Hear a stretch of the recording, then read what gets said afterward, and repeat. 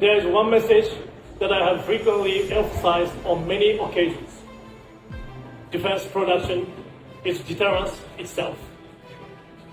No matter how advanced a defense system may be, it means little if it cannot be produced. The SJAP, Society of Japanese Aerospace Companies, Pavilion is located in Hall 2, and Japan's leading defense industrial companies, including MHI and IHI, are also exhibiting in individual chalets. I encourage all of you to engage directly with Japanese companies. Just one request. Please wait until I have finished my speech before you do.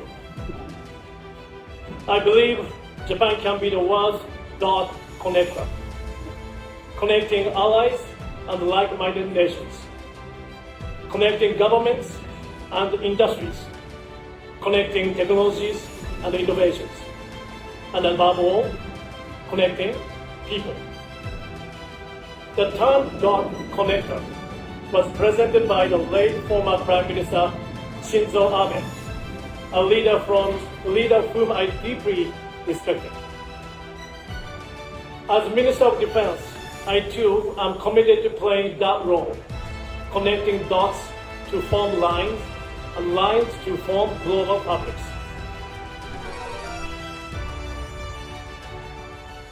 Koizumi, Minister of Defense of Japan.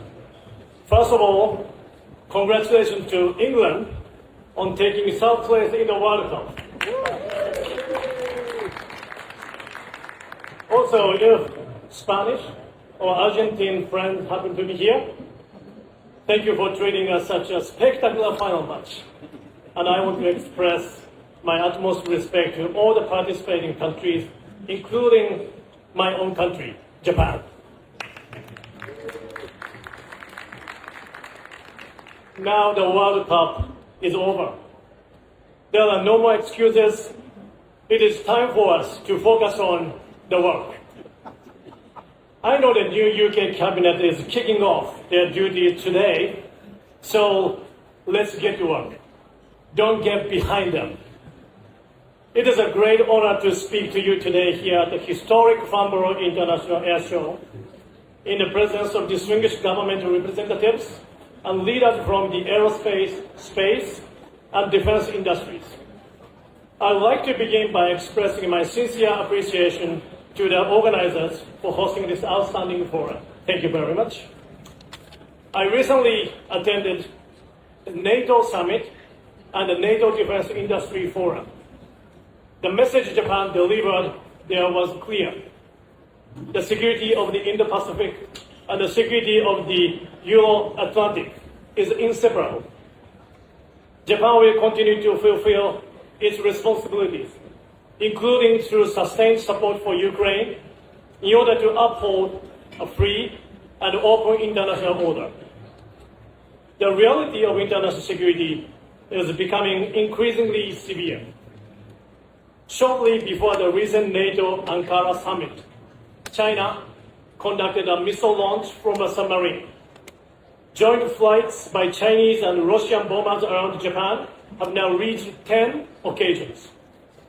And now, at this moment, Chinese and Russian naval vessels are conducting joint navigation operations in the waters surrounding Japan. They conducted live fire exercises within Japan's EEZ over the weekend. Each of these is yet another manifestation of the deepening military cooperation between China and Russia. In the context of Russia's aggression against Ukraine, which is the foremost security challenge facing Europe today, North Korea is providing support to Russia in various forms, thereby helping to sustain Russia's capability to sustain the war.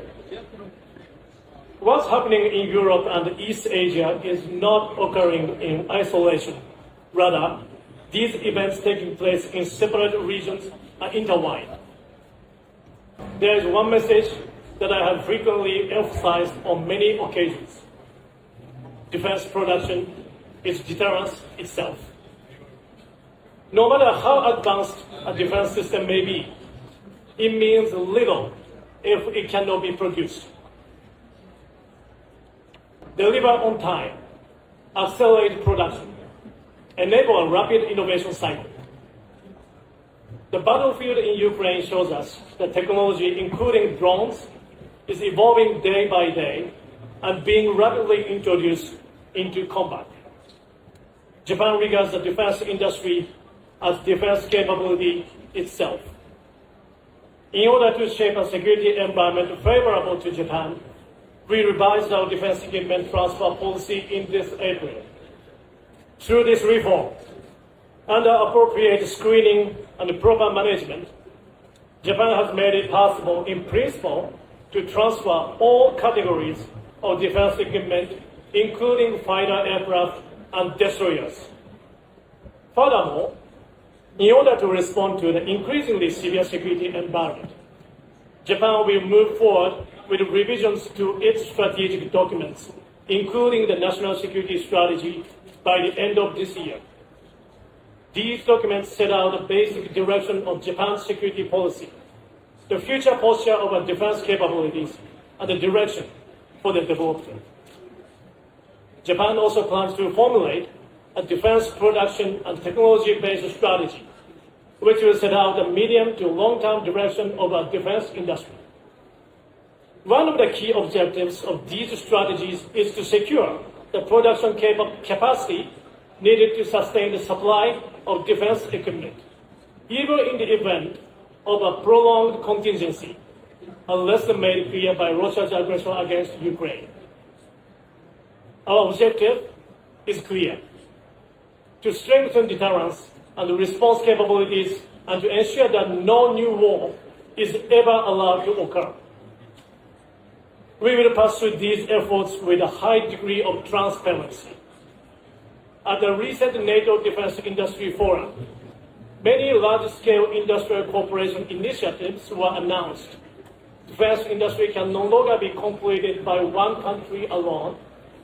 Cooperation with trusted partners is becoming increasingly important for Japan as well. In particular, cooperation with European partners that possesses exquisite technologies is indispensable for Japan. The essence of such cooperation is to bring together each other's strengths and expertise. It is to complement one another where capabilities are needed. It is to close gaps in defense industrial capacity and to build resilient supply chains together.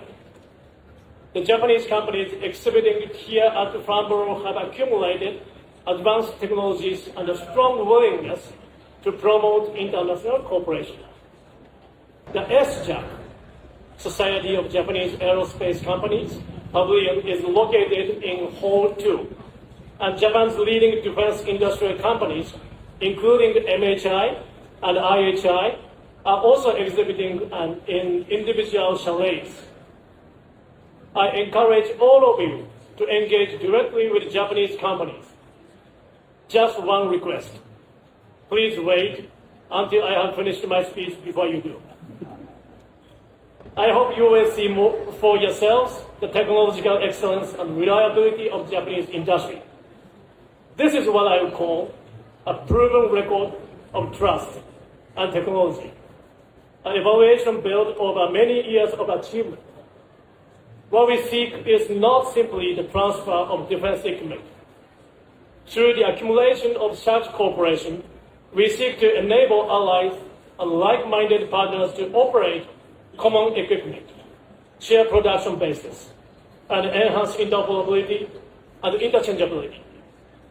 I believe this will become an essential foundation supporting deterrence in the era ahead. Let me now talk about the Global Combat Air Program, GCAP, which I believe many of you here already know. Japan has been driving forward this ambitious project GCAP with the United Kingdom and Italy, which will definitely boost the defense industrial cooperation with Europe to the next level. The GCAP is not merely a fighter development program. It is a strategic partnership with Japan's like-minded partners. the United Kingdom, and Italy to jointly build the future of the security and technological innovation. The collaboration through the program will build a long-lasting foundation for close partnership among people, collaboration in technology, as well as cooperation among industries in the decades to come. This one-of-a-kind program will strongly connect the Indo-Pacific and the Euro-Atlantic with security and will be a good model of security collaboration that transcends distant regions. The GCAP enhances defense capabilities and moreover promotes ties among industries, technical research institutes, and human resources, leading to technological innovations. In Japan, this is an all-nation program where we bring together the best defense and commercial technologies and expertise from the nation's air and space industry. And in this all-Japan approach, we are vigorously moving this project forward. I genuinely hope that this all-Japan approach will support the resiliency of the supply chain, providing a stable basis that will sustain the development, acquisition, operation, and maintenance of the next-generation fighter into the future. What we three nations are now challenging to build in collaboration is not merely a future aircraft. It is a trust, technology, and partnership that will be passed on to the future generations to come. Let me conclude. Defense production and technology bases are not only the foundation of Japan's security. They are a foundation that supports the security of our allies and like-minded partners as well. I believe Japan can be the world's dot connector, connecting allies and like-minded nations, connecting governments and industries, connecting technologies and innovations, and above all, connecting people. The term dot connector was presented by the late former Prime Minister Shinzo Abe, a leader whom I deeply respected. As Minister of Defense, I too am committed to playing that role, connecting dots to form lines and lines to form global fabrics. Together, we will build a multi-layered web of connectivity that spans governments, industries, technologies, and societies. Because it is this vision that will sustain in the free and open Indo-Pacific.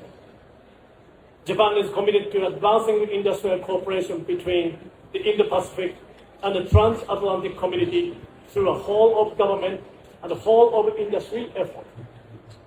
And finally, I would like to leave you with three simple messages. Production is deterrence. Partnership is power. Trust is our advantage. These words embody our determination. I very much hope to see many of you here at Farnborough and also look forward to welcoming all of you to Japan next spring for a crowd equipment exhibition, DSEI Japan. Thank you very much.